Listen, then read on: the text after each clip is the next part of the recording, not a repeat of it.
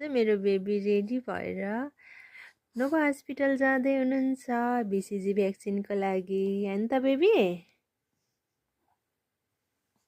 से hi baby लिफ्टमा अब झर्दै छिन् बेबी र म हस्पिटल जान लाग्यो हैन त बेबी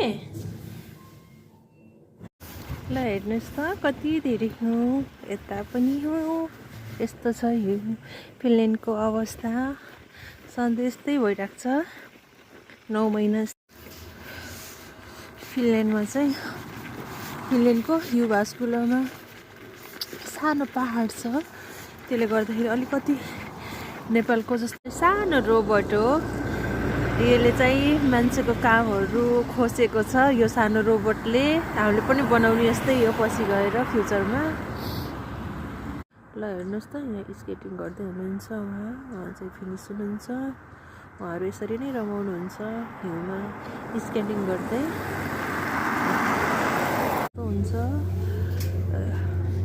यो चाहिँ उहाँहरूले फुल गर्नु पर्दैन हैन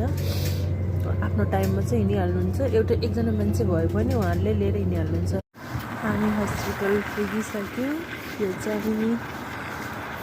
अन्डर वे हो मान्छेहरू हिँड्ने यताबाट चाहिँ मान्छेहरू हिँड्छन् र साइकल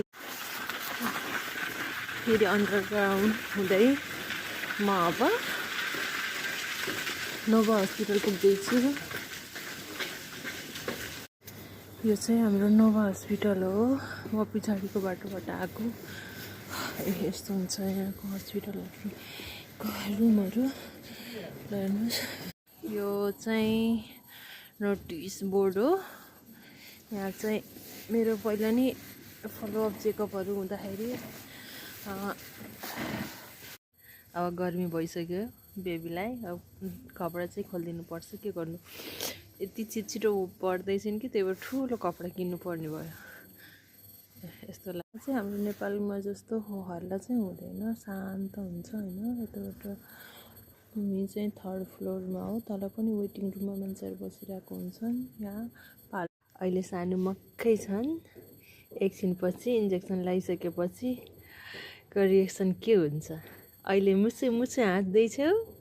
अहिले छुइला इन्जेक्सन लगाइसकेपछिको बेबीको रिएक्सन एकैछिन चाहिँ गऱ्यो नि त्यसपछि अहिले फेरि खेल्न थालेछिन् हाम्रो बेबी छिरी के भयो बेबी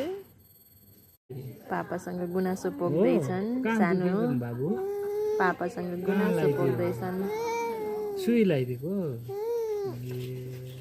आइया भयो